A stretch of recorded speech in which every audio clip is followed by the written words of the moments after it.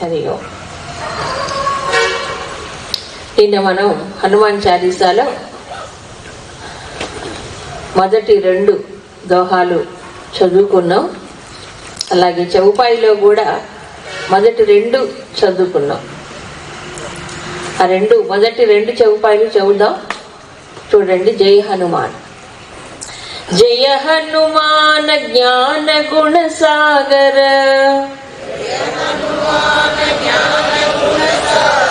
జయ కపీశ తిహులోక ఉజాగర,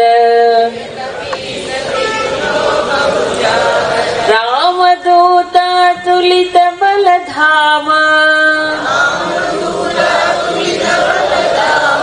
అంజని పుత్ర పవన సుతనామా.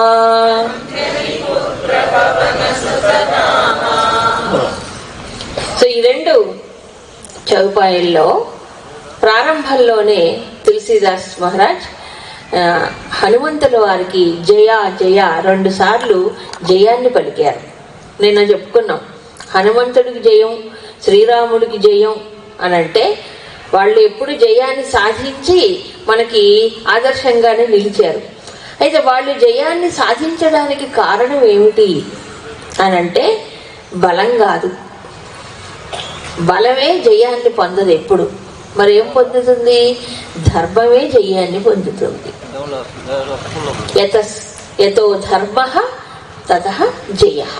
ఎక్కడ ధర్మం ఉంటే అక్కడ జయం ఉంటుంది అని మనకి ఇతిహాసంలో నిరూపించిన వారు ఎవరండి? శ్రీరామచంద్రుడు కదా. కాబట్టి జయం ఎప్పుడూ గెలుస్తుంది, జయం లభిస్తుంది ధర్మానికి అని ఇతిహాసంలో నిరూపించాడు శ్రీరాముడు. అలాగే ఆంజనేయుడు కూడా. ఎందుకు? ఆ రాముణ్ణి అనుసరించాడు ఆయన, ఆ రాముణ్ణే సేవించాడు.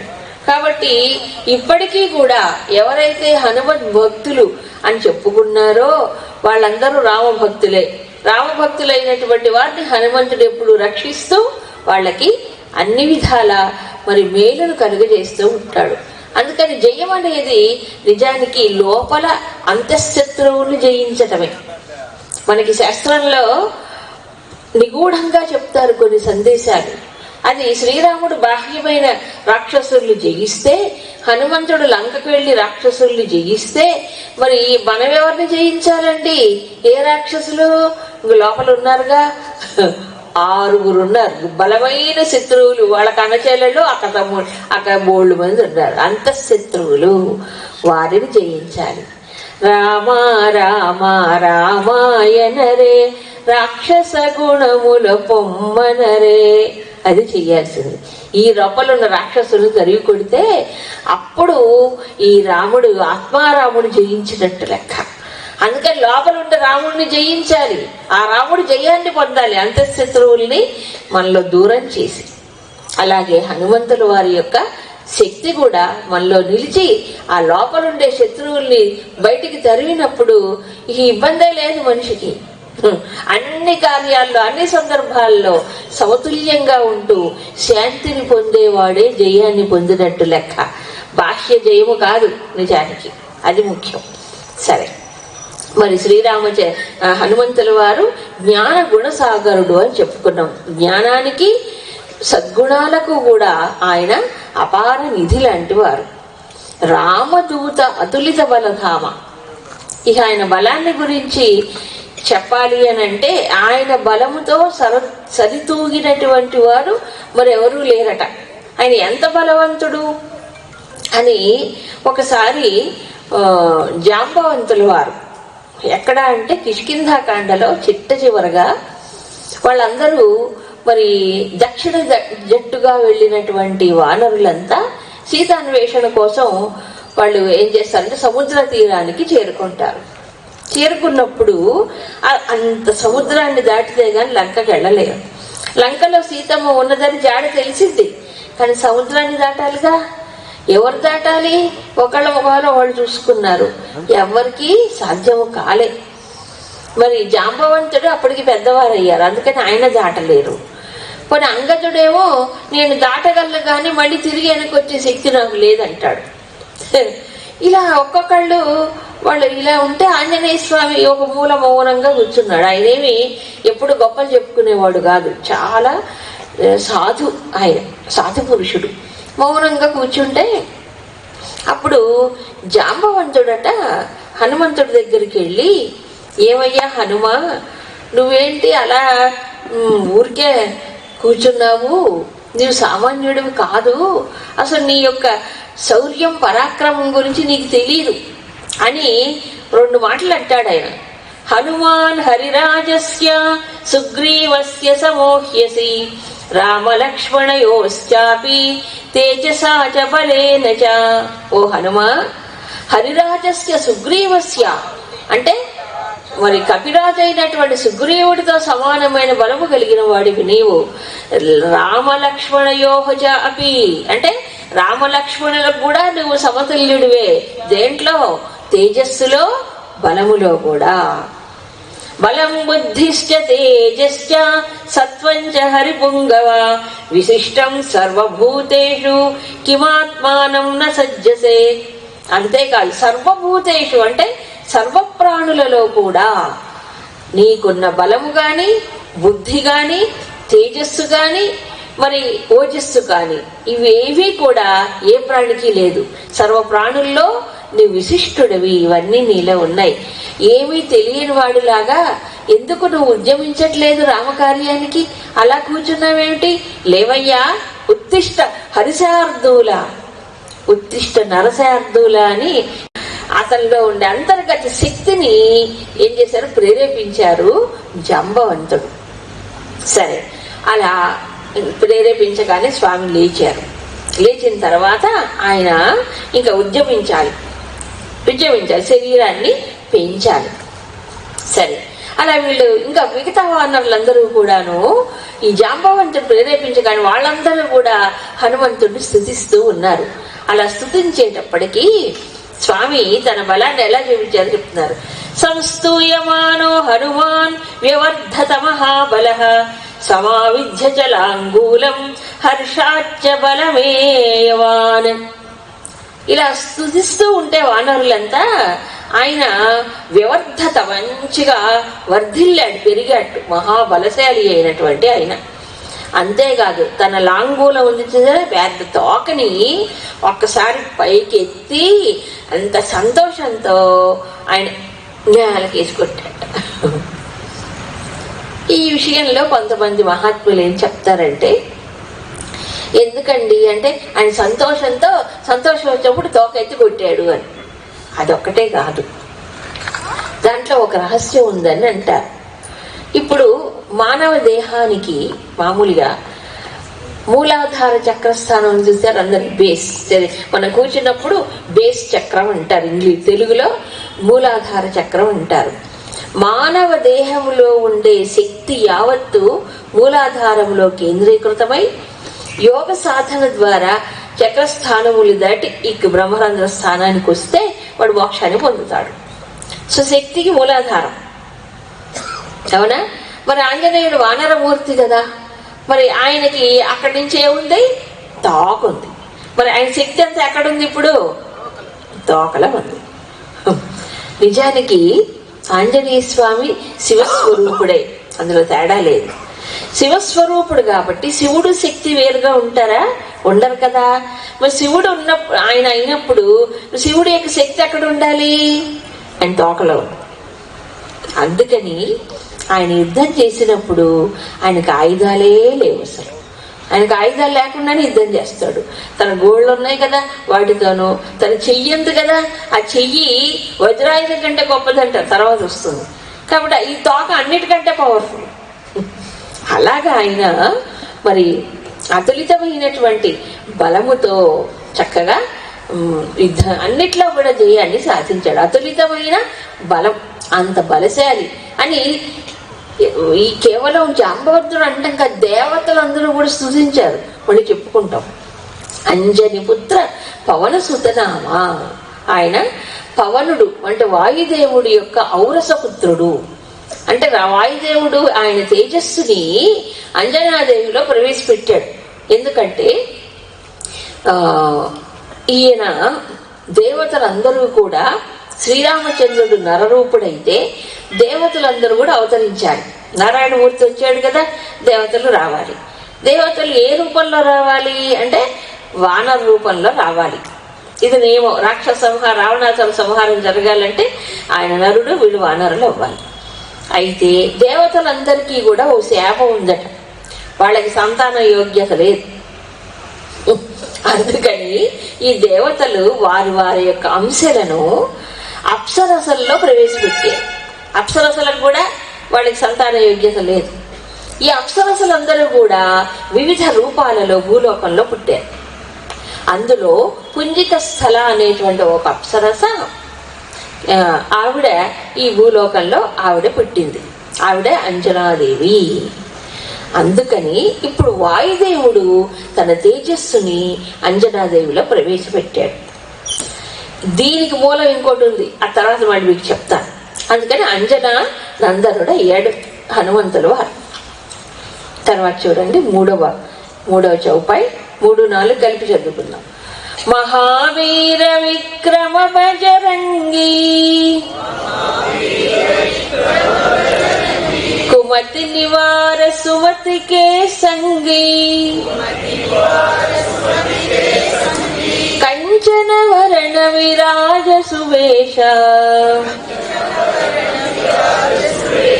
కానన కుండల కుంచిత కేశ हाथ वज्र ध्वजा विराजै कांधे मूंज जनेऊ साजै शंकर सुवन केसरी नंदन तेज प्रताप महाजगवंदन. మహావీర విక్రమ బజరంగి, మహావీరుడు అంటే గొప్ప, మరి యుద్ధంలో నైపుణ్యము కలిగినటువంటి వాడు.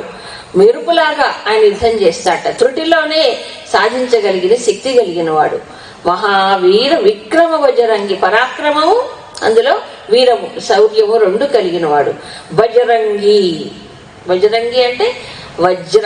వరజ అనేది చెప్పాను కదా, అవధి భాషలో అది వేరుగా ఉంటుంది. మరి హిందీలో అయితే సంస్కృత వ్రజ వజ్ర అంటారు. వజ్ర అంగి, వజ్రాంగుడు, వజ్ర శరీరము కలిగిన వాడు. వజ్రం ఎంత కఠినంగా ఉంటుందో స్వామివారి యొక్క శరీరం కూడా అంత బలముగా ఉంటుందండి, వజ్ర సమానముగా ఉంటుంది. కాబట్టి వజ్రాంగుడు అయ్యాడైన. సరే, కేవలం శారీరక బలం అయితే మనం ఆయన పూజించక్కర్లేదు కదా. ఆయన గొప్ప సాధుశీలుడు, గొప్ప బుద్ధిశాలి, ప్రజ్ఞావంతుడు. కాబట్టి ఆయన అనుగ్రహం ఉంటే 2 లభిస్తాయి. కుమతి నివార సుమతికే సంగి. ఓ స్వామి, కుమతి నివార, నాలో ఉండేటువంటి దుష్టమైన ఆలోచనలని నీవు తొలగించు.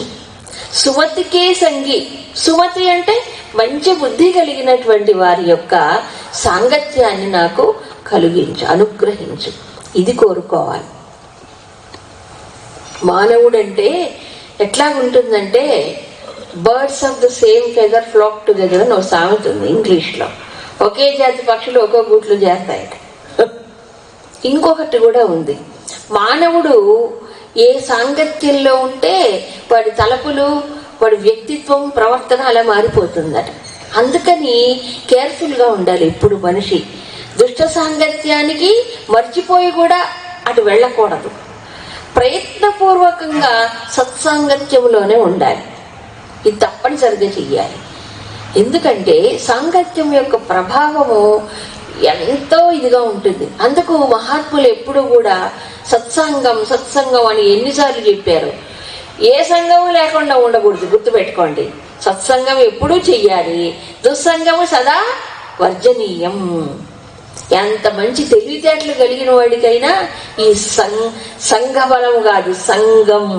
సంఘం అంటే ఎవరితో మనం కలిసి ఉంటామో వారి ఆలోచనలు ప్రభావం. మన తెలుగులో ఓ సామెత ఉంది, 6 నెలలు కలిసి ఉంటే వారు వీరైపోతారట. అందుకే జాగ్రత్తగా ఉండాలి. సత్సంగత్వే సత్సంగత్వే నిస్సంగత్వం, నిస్సంగత్వే నిర్మోహత్వం, నిర్మోహత్వే నిశ్చలతత్వం, నిశ్చలతత్వే జీవన్ముక్తి. చూడండి, అది తులసీదాస్జీ కోరుకున్నారు. ఈ కుమతి నివార సుమతికే సంగి అనేటువంటి చూస్తే ఆంజనేయ స్వామి ఎప్పుడూ తన జీవితంలో ఇదే పాటించారు. కాబట్టి ఆ స్వామి అలా ఉన్నాడు కాబట్టి మనం కూడా ఆయన అదే కోరుకోవాలి. ఒక చిన్న ఉదాహరణ చాలు మనకి. వాలి సుగ్రీవులు ఇద్దరు సోదరులే కదా, ఈయన కూడా కిష్కింధ రాజ్యంలో ఉన్నవాడే కదా హనుమంతుల వారు. వాళ్ళిద్దరి మధ్యలో, వాలి సుగ్రీవుల మధ్యలో గొప్ప విభేదం వచ్చింది. కథ తర్వాత చాలా ఉందనుకోండి. ఎంత విభేదం వచ్చిందంటే, మరి సుగ్రీవుడి పైన వారికి అనుమానం వచ్చి ఆయన సుగ్రీవుణ్ణి తిరస్కరించి రాజ్యంలోంచి వెళ్ళగొట్టాడు, అవమానించి చాలా ఘోరంగా. ఊరికి అనుమానం వచ్చిందంతే. ఆ అనుమానం ఎంత దాకా దారి తీసిందంటే, నన్ను ఆ గుహలోంచి రాకుండా చంపేసి నా రాజ్యాన్ని ఆక్రమించాలనుకున్నాడు దుష్టుడు అన్నంత అనుమానపడ్డాడు సొంత తమ్ముడు పైన. అంత కోపంతో చెప్పిన మాట వినకుండా బతిమలాడుకుంటాడు. కాదన్నా, జరిగింది అది కాదు ఇలా అని చెప్తుంటే వినిపించుకోవాలి. సరే, తరివి కొట్టాడండి. పాప సుగ్రీవుడు నిలవలేడలేక ఆయన పారిపోతూ ఉన్నాడు. కానీ నలుగురు వానరులు పారిపోతూ ఉన్న సుగ్రీవుడి వెంట వెళ్ళారు. అందులో హనుమంతుడు ఒకడు. చూడండి, వాలి ఇప్పుడు రాజు, బలవంతుడైన వాడు రాజు. కానీ సుగ్రీవుడు ఎవరు? రాజ్యభ్రష్టుడై పారిపోతున్నాడు. కానీ ఆంజనేయుడు వాలి బలవంతుడైన ఆ రాజ్యంలో ఉండకుండా సుగ్రీవుడు వెంటే వెళ్ళాడు. ఎందుకంటారు? సుగ్రీవుడు సుమతి అంటే మంచి బుద్ధి కలిగిన వాడు కాబట్టి రాముడిని ఆశ్రయించాడు ఆయన. అవునా? ధర్మం అతని పక్కన ఉంది. ఈతను కామాంధుడు, దుర్మార్గుడు, మంచి చెడు విచక్షణ లేనివాడు వాలి. కాబట్టి బలవంతుడిని ఆశ్రయించడం కాదండి, గుణవంతుడిని ఆశ్రయించండి. అప్పుడు మనం కూడా బాగుపడతాం. అవునా? కుమతి నివార దుష్టబుద్ధి కలిగినటువంటి వాడి యొక్క ఆలోచనలు విన్నా, వాళ్ళ సాంగత్యంలో ఉన్నా మనకు తెలియకుండానే మన ఆలోచనలు మారిపోతాయి. చూడండి, సాంగత్యం అంటే కేవలం మనుషులే కాదు, మనం చూసే బుల్లి తెర, పెద్ద తెర, చిన్న తెర, ఇది కూడా సాంగత్యమే. చూస్తున్నారా? రోజు ఏం చూస్తున్నారు? పెద్ద తెర సినిమా హాలు, మధ్య తెర టీవీ, బుల్లి తెర సెల్ ఫోన్. ఈ మూడు తెరల్లో ఏం చూస్తున్నారు? అది కూడా మన పైన ప్రభావం చూపిస్తుంది. అవునా? వాళ్ళు యాక్షన్ చేస్తారనుకో ఏదో రకం. కాబట్టి ఎవరితో సాంగత్యం పెట్టుకుంటామో, ఏది చూస్తామో దాని ప్రభావం మన పైన పడుతుందా లేదా? ఇప్పుడు జనరేషన్ ఏమైపోయింది? చెడిపోవట్లే పిల్లలంతా. ఎందుకు? 24 గంటలు ఇదే పని. పెద్దవాళ్ళంతా పిల్లలంతే. కాబట్టి ఉపయోగించండి పరికరాలని, కానీ బుద్ధి చెడిపోకుండా జాగ్రత్త పడాలి. మంచిదే చూడాలి, మంచివే వినాలి. కాబట్టి స్వామిని ఏం ప్రార్థన చేయాలి? కుమతి నివార సుమతికే సంగి. మాకు ఎప్పుడు సత్సాంగత్యం కావాలి, మంచిని వినాలి, సత్పురుషుల యొక్క బోధనలు వినాలి, సద్గ్రంథాలు చదవాలి, మాలో మంచి ఆలోచనలు ఎప్పుడూ ఉండాలి, ఆ ప్రేరణలు కలగాలి. కుమతి నివార. దుష్టమైనటువంటి ఆలోచనలే మనిషిని పాడు చేస్తాయి. ఇప్పుడు ఈ రోజుల్లో ఇంగ్లీష్లో అంటూ నెగిటివ్ థింకింగ్ అంటారు చూడండి. నెగిటివ్ అంటే ప్రతి దాంట్లో ఒక దోషాన్ని చూడటం, ప్రతి దాంట్లో ఒక లోపాన్ని వెతకటం. ఇది ఒక పెద్ద జాడ్యం అండి. అదే పాజిటివ్ చూశాడనుకోండి, దాంట్లో ఒక మంచిని, ఒక మేలుని చూశాడనుకోండి, మనసుకి ఎంత హాయిగా ఉంటుందో. అలాంటి వాడు సంతోషంగా ఉంటాడు. అందుకే యథా దృష్టి తథా సృష్టి. మన దృష్టి ఎలా ఉంటే సృష్టి అలా మనకు కనిపిస్తుందట. మన దృష్టి మారాలంటే ఏం మారాలి చెప్పండి? ఆలోచనలు మారాలి. కాబట్టి కుమతి నివార సుమతికే సంగి. కానీ హనుమంతుడు ఏం చేశారు? ఇప్పుడు సత్పురుషుడైన ధర్మమూర్తి అయిన సుగ్రీవుడిని అనుసరించాడు. ఆయన రాజ్యభ్రష్టుడైనా ఆయన్నే అనుసరించాడు. బలవంతుడైనటువంటి దుష్టుడైన వాలిని అంటుపెట్టుకోలేదు. ఇది గుర్తుపెట్టుకోవాలి. అవునా? అది ముఖ్యం. తర్వాత మరొకటి ఏంటంటే ఆయన పాజిటివ్ థింకింగ్. ఎప్పుడంటే ఇది మనకు తెలుస్తుంది, మనస్సు బలహీనతకు లోనైనప్పుడు, ఒక పెద్ద సమస్య వలయంలో ఇరుక్కున్నప్పుడు, దారి తెన్ను తెలియనప్పుడు మనిషికి అలాంటి సందర్భాలు కూడా వస్తాయి. సమస్యలు వలయంలో చిక్కుకొని దీంట్లోంచి ఎలా బయటపడాలో తెలియని పరిస్థితి. మనం అనుకుంటాం మనకే కష్టాలున్నాయి, మనకే పెద్ద సమస్యలు ఉన్నాయి అనుకుంటాం. ఆంజనేయ స్వామి కూడా ఎన్ని సమస్యలు ఎదుర్కొన్నాడు. ముఖ్యంగా ఒక్కడే సీతాన్వేషణ కోసము లంకకు వెళ్ళటం, లంకలో ప్రవేశించటం, సీతమ్మను వెతకటం ఎవరికీ సాధ్యం కానటువంటి పని. పైగా వాళ్ళందరూ రాక్షసులు. రావణాసురుడి చేత చెరబట్టబడింది సీతమ్మ కదా.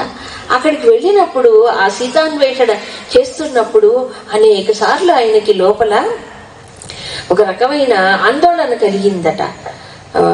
ఎందుకు ఈ శరీరం నాకు వచ్చి నీ దేహాన్ని త్యజిద్దాం, నేను రామకార్యాన్ని నెరవేర్చలేకపోతున్నాను, సీతమ్మ నాకు కనిపించట్లేదు కదా అనే ఆలోచన వచ్చిందట ఒకసారి ఆయనకు కూడా. నేను ఇక్కడే ఉండిపోతాను, నేను అయ్యో అక్కడికి వెళ్ళను, కిష్కిందకు వెళ్ళను, శరీరాన్ని త్యాగం చెయ్యాలి అన్నంత బాధ కలిగిందట. ఎందుకని? నేను తలపెట్టిన రామకార్యాన్ని చేయలేకపోతున్నానని బాధతో శరీరాన్ని త్యాగం చేయాలని ఇది కలిగినప్పుడు వెంటనే మరుక్షణం ఒక్క 2 నిమిషాల్లోనే ఆయనలోనే మరొకటి మేల్కొందట. మేల్కొని ఎందుకు శరీరాన్ని వదిలిపెట్టాలి? అనిర్వేద శ్రేయో మూలం. ఈ అనిర్వేద స్థితి అంటే నిర్వేదం పొందకుండా ఉండడం. కష్టం వస్తుంది, దుఃఖం వస్తుంది, అప్పుడే నిలబడాలి. అప్పుడు డిప్రెషన్ అన్నిటికీ డిప్రెషన్. ఈ రోజుల్లో డిప్రెషన్ అది బికమ్ ఏ ఫ్యాషన్. ప్రతివాడు నాకు డిప్రెషన్ అంటారు, చిన్నవాళ్ళు పెద్దవాళ్ళు. బాధలు మనుషులకు రాక మానవులకు వస్తాయి ఏంటండి? మనుషులకే వస్తాయి. అప్పుడే పుంజుకోవాలి బలాన్ని. దీనికి ఉపాయం ఏంటి చెప్పండి? ఉపాయం ఏముంది? తన లక్ష్యం, ఒక ఉన్నత లక్ష్యాన్ని పెట్టుకొని ఆ లక్ష్యం వైపు దృష్టి మళ్లించి నేను శరీరాన్ని వదిలిపెట్టను, ఎందుకు రామకార్యం నెరవేరుస్తాను అని తనకు తానే మళ్ళీ ఉత్సాహాన్ని పుంజుకున్నాడు. ఎవరు పంపు కొట్టలేదు ఆయనకి. మనకేం వెన్ను తట్టాలి, పంపు కొట్టాలి, లేదా పొగడాలి ఎవరైనా, అప్పుడు కానీ మనం పని చెయ్యం. ఇది మానవుడుకున్న జాడ్యం. ఎవరు పొగడకుండానే సెల్ఫ్ ఇన్స్పిరేషన్తో పనిచేయాలి. ఆ ఇన్స్పిరేషన్ ఎక్కడి నుంచి రావాలి? ఒక సద్గురువు నుంచో, ఒక మహాత్ముడి నుంచో కదా, మహాపురుషుడి నుంచో పొందగలగాలి. అందుకే ఉపాసన, సద్గ్రంథం, సత్సాంగత్యం అదే చెప్పారు. ఇలా వచ్చినప్పుడు దీనికి ఔషధం ఇదే. ఏది? మన ఆలోచనలు మన కృంగతీసినప్పుడు, ఆలోచనలు ఉద్రిక్తత లోను చేసినప్పుడు ఏమిటి మందు? ఇదిగో మహాత్ములే కదా. అందుకు సత్పురుషుల సాంగత్యం. కుమతి నివార సుమతికి ఆయన రాముడు అంటూ పెట్టుకున్నాడు. చూడండి, మొదలు వాలిని వదిలేసి సుగ్రీవుని పట్టుకున్నాడు. శ్రీరామచంద్రుడు పరిచయం అవ్వగానే ఏం చేశాడు? రామచంద్రుడికి దాసోహం అన్నాడు. అంటే సుగ్రీవుడి కంటే రామచంద్రుడు ప్రభువు, సర్వసమర్థుడు. ఈ అన్ని సద్గుణాలు ఆయనలో ఉన్నాయి కాబట్టి ఆయన మహాపురుషుడని గుర్తించిన వెంటనే తన్ని తాను సమర్పణ చేసుకున్నాడు. శాశ్వతంగా ఈ భూమిలో రామదాసుగా, రామ దూతగా నిలిచిపోయాడు. ఆయన పేరులోనే రామ వస్తుంది కదా. అలా నిలిచిపోయాడంటే ఏంటి? కుమతి నివార. దుష్టుని వదిలిపెట్టాడు, సత్పురుషుని ఆశ్రయించాడు ఆయన. అది మనము నేర్చుకోవాల్సింది. అది ఎల్లప్పుడూ సత్పురుషుల సాంగత్యంలో మనం ఉండాలి. ఎవరిని తలుచుకుంటే మనకు మంచి ఆలోచనలు వస్తాయో, ఏది చదివితే మన బుద్ధి వికసిస్తుందో, మన మనసు శక్తివంతమవుతుందో అవి వినాలి, అవి చూడాలి. అలాంటి వారిని తలుచుకోవాలి, వేరే వాళ్ళని కాదు. కాబట్టి ఎవరు హీరోలు? ఇప్పుడు సమాజంలో రామచంద్ర హీరోలు అంటే ఎవరు గుర్తొస్తారు? వెండి తెర మీద యాక్షన్ చేసేవాళ్ళే. వాళ్ళు కాదు, వాళ్ళు డబ్బుల కోసం చేస్తారు, ఏమైనా చేస్తారు. కాబట్టి అసలైన శౌర్య పరాక్రమములు, ధీరుడు, శూరులు, సత్యపరాక్రమములు, ధర్మాత్ములు, ధర్మం కోసం త్యాగం చేసినటువంటి వారిని తలుచుకుంటే మన జీవితాలు, మన సమాజం, మన ఆరోగ్యం అన్ని బాగుపడతాయి. తర్వాత కంచన వరణ విరాజు సువేష కానన కుండల కుంచిత కేసి. స్వామి యొక్క రూపాన్ని వర్ణిస్తున్నారు. కాంచన వర్ణం, స్వామివారు బంగారు రంగులు మెరిసిపోతూ ఉంటారట ఆయన. విరాజ సువేష, మంచి వేషం, చక్కని రూపం కలిగి వేషాన్ని కూడా కలిగి ఉంటాడు. ఇకపోతే ఆయనకి కుండలములు ఉంటాయట, మంచి కుండలములు ధరించి ఉంటాడట. కుంచిత కేశ, జునపాల జుట్టు అంటారు చూడండి, చక్కగా ఇలా ఉంగుర్లు వెంకర్లు తిరిగిన జుట్టుతో అందంగా ఉంటాడట స్వామి. ఈ స్వామి గురించిన వర్ణన మనకి వాల్మీకల్లో కనిపించదు, కానీ మిగతా పురాణాల్లో చాలా అందమైన వాడుగా పుట్టాట. ఎలాగైతే శ్రీకృష్ణ భగవానుడు పుడుతూనే శక్తి చక్ర గదా పద్మములతో పట్టు పీతాంబరములతో కనిపించాడో, అంజనాదేవి కూడాను హనుమంతుడు ఆవిర్భావమేగా, హనుమంతుడు కూడా ఒక అవతారమే కదా. ఆయన కూడా మంచి వేషధారంతో పుడుతూనే పట్టు వస్త్రములతో కుండలములు ధరించి ఈ మనోజ్ఞమైన రూపంలో దర్శనమిచ్చట అని మనకి పురాణాల్లో చెప్తారు. వాల్మీకంలో ఇంత వివరం లేదు. అందుకని చాలా అందమైన వాడు. అసలు హనుమంతుడికి మరొక పేరు ఏమిటో తెలుసా? సుందర. ఆయన పేరే సుందరుడు. మనకి సుందరకాండ ఉంది కదా వాల్మీకి రామాయణంలో, చాలా ప్రసిద్ధం, చాలా శక్తివంతం. అది మనోజ్ఞం సుందరకాండ. సో సుందరకాండలో ముఖ్యమైన వారు ఎవరండి? హనుమంతుడు వారే. ఆయన వాళ్ళు మన ఇక్కడికి వెళ్ళి లంకను ప్రవేశించి మళ్ళీ తిరిగి సముద్రాన్ని దాటి వచ్చినటువంటి సందర్భం. అదంతా కూడా ముఖ్యంగా హనుమంతుడు వారి దర్శనమిస్తారు సుందరకాండలో. ఎందుకు సుందరమైందంటే ఇదిగో ఈయన సుందరుడు అయ్యాడు. చాలా మందికి ఈ విషయం అర్థం కాదు. నేను కూడా ఆలోచించాను. హనుమంతుడు వానర రూపము కదా, వానర రూపం అంత అందంగా ఉంటుందంటే ఈ చెట్టు మీద ఎగిరే కోతి కాదండి ఆయన, గుర్తుపెట్టుకోండి. ఈ కోతి కాదు ఆయన, మరెవరు? వానర రూపములో అవతరించాడు. కాబట్టి ఏ అవతార పురుషుడైనా కూడా తనకు తానుగా ఒక రూపాన్ని తీసుకున్నప్పుడు ఎలా ఉంటాడు? అందంగానే ఉంటాడు. ఆయన సుందరుడే. మరొక సౌందర్యం కనిపిస్తుంది. ఏమిటా సౌందర్యం? గుణవంతుడైన రాముణ్ణి ఆశ్రయించాడు, గుణ సౌందర్యం ఉంది ఆయనలో. లేదా అతి పవిత్రమైనటువంటి శీలము కలిగిన సీతాదేవిని తన తల్లిగా ఆయన దేవతగా భావన చేశాడు ఆయన. కాబట్టి సీతాదేవిలో గుణాలను చూశాడు ఆయన. లక్ష్మణ స్వామిలో గుణాలు చూశాడు, భరతుడిలో గుణాలు, వీళ్ళందరికీ సేవ చేశాడు హనుమంతుడు కదా. తనకంటూ ఏమిటి ఆలోచించకుండా, నాకేమొస్తుంది అని ఒక్కసారి కూడా ఆలోచించకుండా ఈ మహాత్ములందరినీ సేవించాడు. ఎందుకు?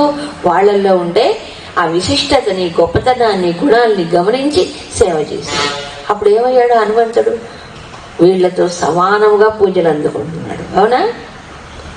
రాముడితో సమానంగా హనుమంతుడు పూజలు చేస్తున్నావా? ఎందుకని? అవన్నీ ఆయన పొడికి పుచ్చుకున్నాడు. అందుకని గుణ సౌందర్యం, ఆ సౌందర్యమే నిజమైన సౌందర్యం అట.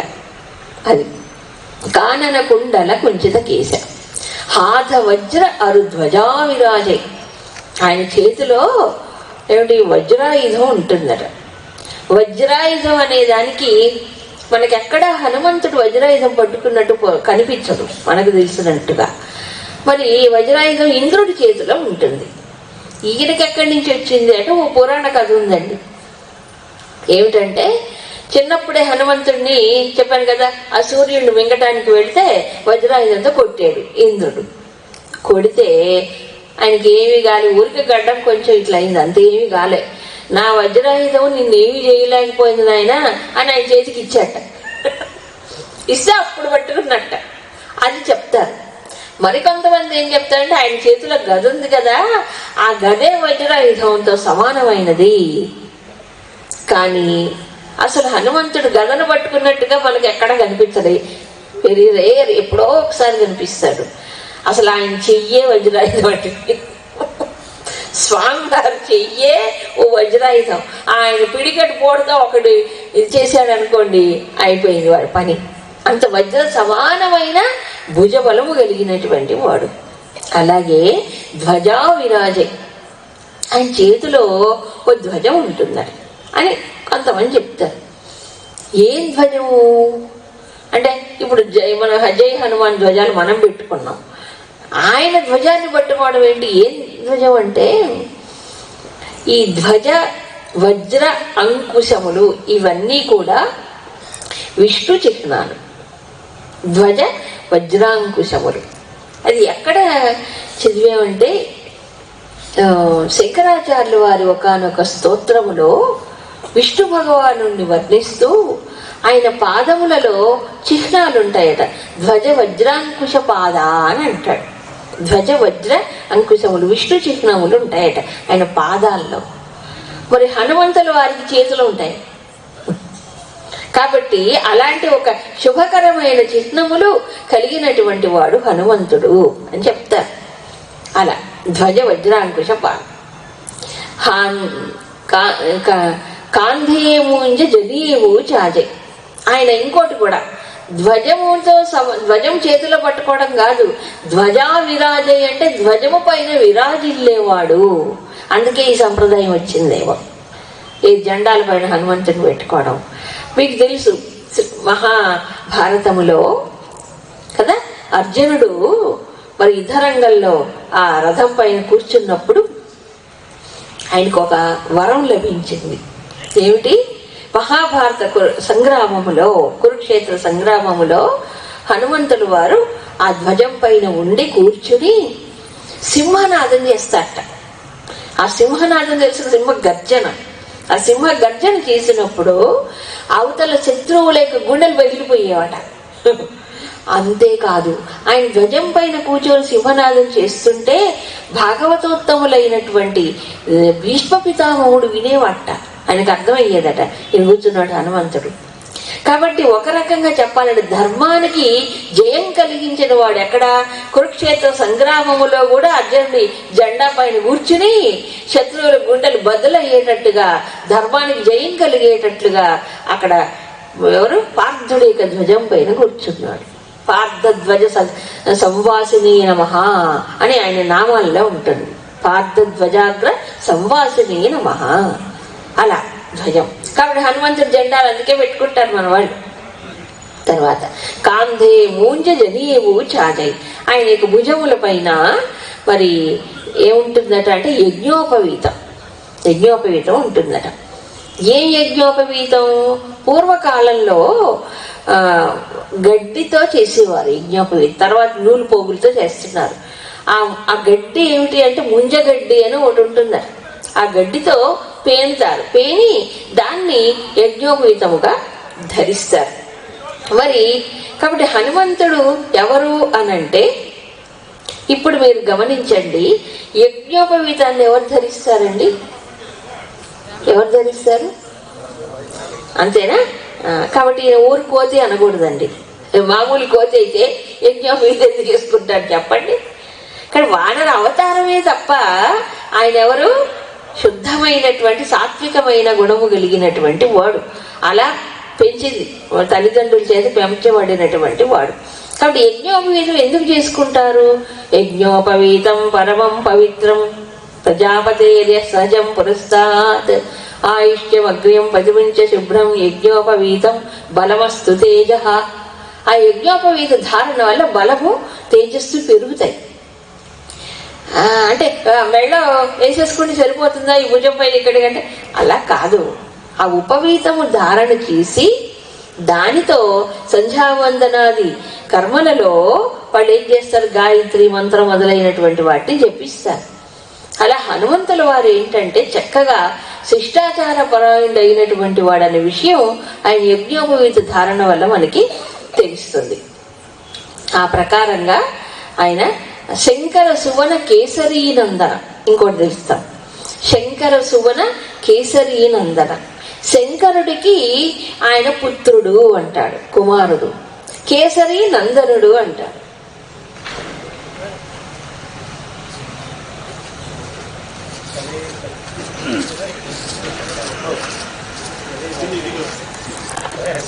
శంకరు సువన కేసరి నందన. శంకరుడు అంటే పరమేశ్వరుడు, శివుడు. శివుడికి ఈయన పుత్రుడు అంటారు.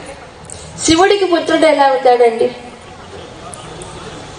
శివుడికి పుత్రుడు ఆంజనేయ స్వామి. శివుడు ఏమన్నా కన్నాడు ఆయన్ని? ఎలా? మనకి హనుమంతుడి యొక్క నామాల్లో రుద్రవీర్య సముద్భవాయ నమః అని వచ్చింది. అంటే శివుడి యొక్క వీర్యంతో పుట్టినవాడు అని. మరి ఇవన్నీ మనకు రామాయణంలో కనిపించవు. వీటికి సంహితలు పురాణాలు చూడాల్సిందే. సో ఎలాగ శంకరనందనుడు అయ్యాడు ఆంజనేయ స్వామి? శంకరుడి పుత్రుడు ఎలా అయ్యాడు అనంటే, పార్వతీ పరమేశ్వరుడు హిమాలయముల్లో విహరిస్తున్నప్పుడు అప్పుడే శ్రీరామావతారానికి ఘట్టం ప్రారంభమైంది. అంటే రాముడు జన్మించాలి, రాముడుగా జన్మించాలని విష్ణువు సంకల్పించాడు. దేవతలందరూ కూడా వాళ్ళ అంశాలతో వాళ్ళ ప్రయత్నాలు వాళ్ళు చేస్తున్నారు. ఆ సమయంలో శివుడు పార్వతి విహరిస్తూ ఉన్నారు. అయితే మరి శివుడు అంటే ఎవరు? లోక కళ్యాణం కోసం ఉన్న మహానుభావుడే కదా ఆయన కూడా. కాబట్టి రామకార్యంలో ఆయనకు కూడా కొంత పాత్ర ఉంది. వాళ్ళిద్దరికి ఒప్పందం ఉంది, ఎవరికి? శివుడికి విష్ణు భగవానుడికి. దానికి ఒక కథ ఉంది మళ్ళీ. సరే, ఆ ఒప్పందం ప్రకారము రాముడు రావణ సంహారం కోసం అవతరిస్తే ఈయన కూడా ఆయనకి సేవ చెయ్యాలి అని ఎప్పుడో జరిగింది ఆ కథ. ఇప్పుడు ఈయన పుట్టాలి, డైరెక్ట్గా పుట్టలేడు కదా శివుడు. అందుకని ఏం చేశాట, పైగా వానరావతారంలో పుట్టాలనే సంగతి కూడా ఉంది. అందుకని శివపార్వతులు ఇద్దరు కూడా ఒక్కసారి వానర రూపాలు ధరించి క్రీడించారట ఒకసారి. సరే, ఆ తేజస్సు బయటకు వచ్చింది. అమ్మవారి గర్భాల్లో ప్రవేశిస్తే అప్పుడు అమ్మవారు ఆ తేజస్సును భరించలేకపోయిందట. భరించలేకపోతే అప్పుడు శివుడిని అడిగిందట, ఏం చెయ్యాలి, ఈ యొక్క తేజస్సు నేను భరించలేకపోతున్నానంటే అప్పుడు ఆ తేజస్సుని ఏం చేశాడు, వాయువు తీసుకున్నాడు. అగ్ని తీసుకున్నాడు. అగ్ని తీసుకున్న తర్వాత అగ్నిదేవుడు కూడా ఆ తేజస్సును భరించలేక వాయువుకి ఇచ్చట. చూసారా, అగ్ని భరించలేదట. శివ తేజస్సు అగ్ని కూడా భరించలే, వాయువుకి ఇస్తే వాయువు దాన్ని స్వీకరించి ఆ శివుడి యొక్క తేజస్సుని అప్పుడు అంజనాదేవి తపస్సు చేస్తుంది. ఎక్కడో తెలుసా? తిరుమల పర్వత ప్రాంతాలలో అంజనాద్రి అనే ఒక కొండ ఉంది. ఆ అంజనాద్రి పైన అంజనాదేవి తపస్సు చేసిందట. అప్పుడు చూడండి, తపస్సు చేత పుట్టినవాడే మహానుభావుడు. ఊరుకూరుగా ఏదో జంతువుల్లాగా కంఠం కాదు, తపస్సు చేత పుట్టాడు ఆయన. ఎంత తపస్సు చేసిందో ఆ తల్లి. అందుకని ఆ అంజనాదేవి యొక్క ఆయన వాయుదేవుడు తన యొక్క తేజస్సును అంజనాదేవిలో ప్రవేశపెట్టి, అందుకే వాయువు యొక్క ఔరసపుత్రుడు అంటాడు ఆయన్ని. సరే, ఇప్పుడు కేసరి అనేటువంటి ఆయన్ని ఈ తల్లి అంజనాదేవి వివాహం చేసుకుంది. కాబట్టి క్షేత్రమేమో కేసరి అయితే క్షేత్రపుత్రుడు అంటారు. అలాగే ఔరసపుత్రుడు వాయువుకి. కానీ ఎక్కడి నుంచి వచ్చింది ఆ తేజస్సు? శివుడిలోంచి వచ్చింది. ఎందుకంటే శివుడు పుట్టాలి కదా, ఇక్కడ డైరెక్ట్ గా అవతరించడానికి వీలు లేదు. కాబట్టి ఈ మాధ్యములో వచ్చాడు శివుడు. అందుకని శంకర సువన కేసరి నందన ఆయన. సరే, అంజనాదేవి తపస్సు చేత పుట్టాడు. అంత గొప్ప చరిత్ర ఉంది ఆంజనేయ స్వామికి. శివుడే ఆ రూపంలో విష్ణు భగవానుడికి సహాయం చేయడం కోసం అవతరించినటువంటి స్వామి ఆయన. తేజ ప్రతాప మహాజగవందన. ఆయన యొక్క ప్రతాపము తేజస్సు ఎట్లాంటిది అంటే యావత్ జగత్తు లోకమంతా కూడా ఆయన్ని చక్కగా కీర్తించేవారట. వందన అంటే వందనం చేయబడ్డాడు, శ్లాఘించబడ్డాడు లోకములో సర్వదేవతల చేత శ్లాఘించబడ్డాడు. కేవలం వానరులే కాదు, దేవతలందరూ కూడా ఆయన్ని స్తుతించారు. మన కథలో మళ్ళీ వస్తుంది ఎలా దేవతలు ఆయన స్తుతించారో, ఎందుకు స్తుతించారో. ఆయన యొక్క శరీరములో సర్వదేవతాస్త్రముల యొక్క శక్తి, సర్వదేవతల యొక్క అస్త్రశక్తి ఆయన శరీరంలోనే ఉంది. కాబట్టి ఈ ప్రపంచంలో మరి ఆయనకు గమనములో గాని, వేగములో గాని, బుద్ధిలో గాని ఆయనకి సరితూగినటువంటి వాడు ఎవరూ లేరట. అలా అందరూ కూడా ఋషులు కాదు, దేవతలు కూడా ఆయన్ని స్తుతించారు.